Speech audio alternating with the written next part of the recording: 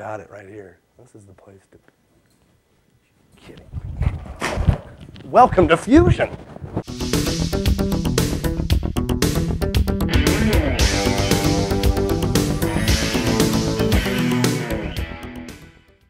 Thanks for joining again for this month's installment of Fusion.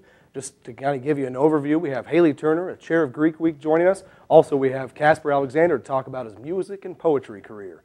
Here is a fake commercial. Could switching to Geico really save you 15% or more on car insurance? Does Professor Trudy Peterson drink Diet Coke?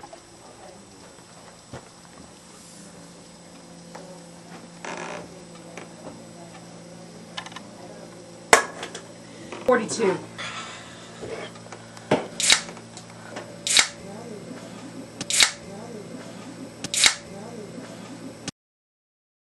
Welcome back, as I'm here with Haleigh Turner, who is the chair of Greek Week, as that is fastly approaching. Haleigh, thanks for being here. Thank you. All right, let's just start off with some basic questions about Greek Week. Why is Greek Week important? Greek Week is important because it gives the Greeks a face on campus. It lets everyone know that we're here and that we're unified. And then it's also important for the Greeks because it's just a time to get together and have a ton of fun.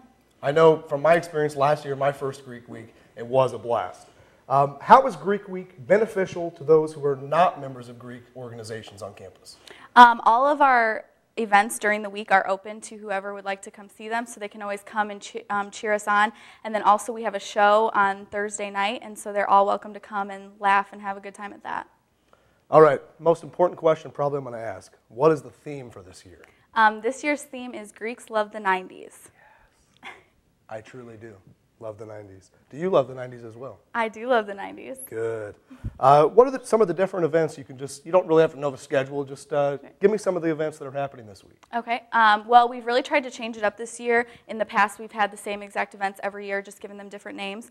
But this year, we're actually doing an Angry Beaver race, which is a vehicle race around the track outside, and each organization has to create their own vehicle to use on that. We're doing Legends of the Hidden Temple, just kind of like a little event that everyone has to go through, and then always we have our show and our banquet. So those the are the show big is ones. a blast, and that is the one where you see a large majority of non-Greeks come to that event.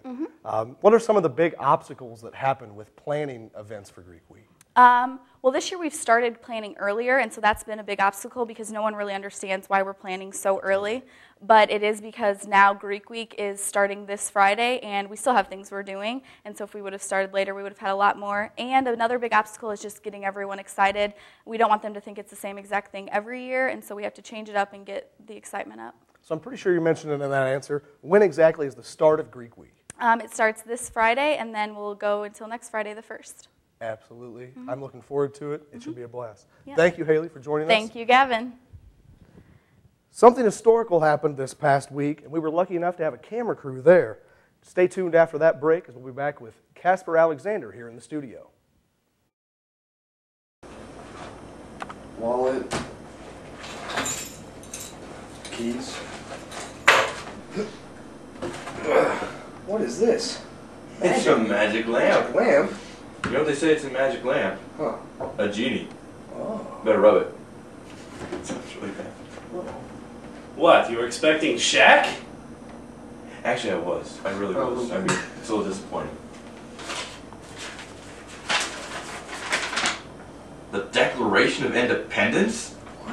What else is in here? What is that? What is that? What is it? God?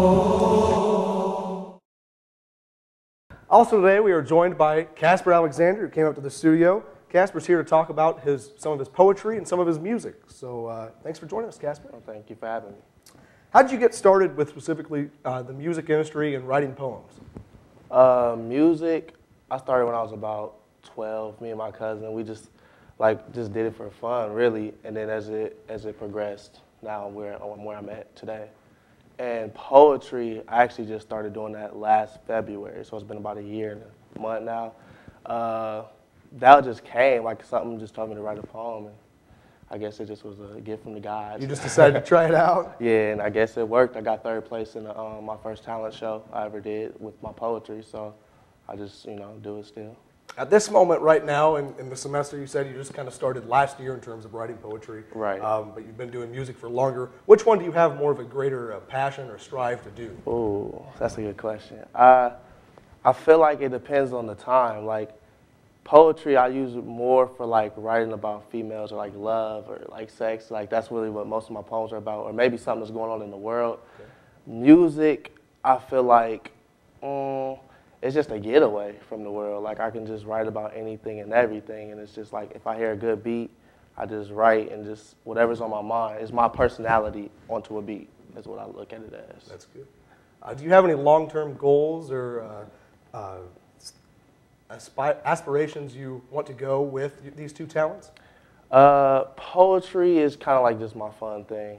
If something happens with that, it does. But I kind of incorporate that into my music. So you don't have any goals for it being published in any specific place? I think I actually want to get some of my poems published. If I feel like if someone likes it that much, I will get them published. Musically though, me and my cousin just started a record label, well, entertainment label actually, and we're trying to make something happen with that. And we got artists and stuff like that, and we're trying to have like models and anything and everything that has to do with the entertainment industry. But as far as my own personal goals, I would love to be on TV, rapping and performing for everyone. Like we get small gigs and little things like this, but you never know. The main stage is the end goal. Absolutely. That's the goal. Good.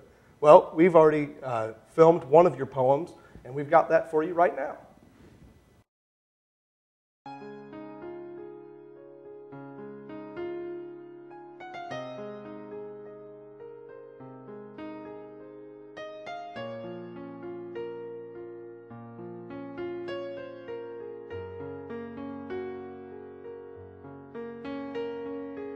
Eight Ways to a Woman's Heart. As I'm gazing in her eyes, I see a pure soul. Listening to her voice, I hear a lovely sound. Seeing her happy is my goal, and the great conversation eliminates my frown. When the sun rises, you are on my mind. When the sun sets, you are on my mind. Day or night is the same, 'cause we are forever in time. My laugh makes her laugh. Her smile makes me smile. Her joy brings me joy, and I'd enjoy this for a while. Valentine's Day is special, but so are you. So I'll devote every day to show you something new.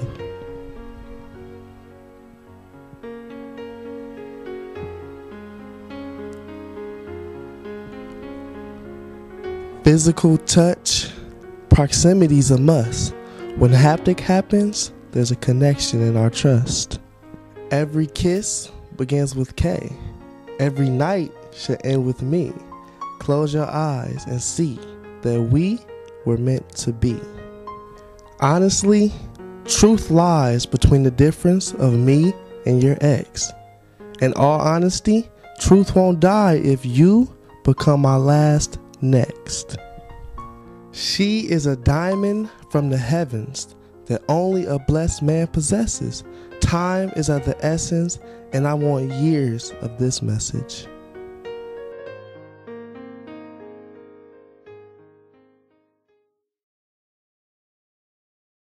All right, that was a great video, Casper. What specifically inspired you to write that poem? Well, 8 Ways to a Woman's Heart. So, I mean, just to show that there is real men out here. Because, you know, most women say there's no good guys out here and stuff like that. They can't find the one. They can't find the one. You always hear the same stuff, but I feel like even if I'm not the one, I know that there's other people that feel exactly how I feel when I wrote that poem. So that's good. You have a specific goal and passion when you write, and I like that. Is there anywhere specifically that the public can go, viewers of this, can go and listen to either your music or your poetry? You can go on YouTube, youtube.com/CHI438. That's my YouTube channel.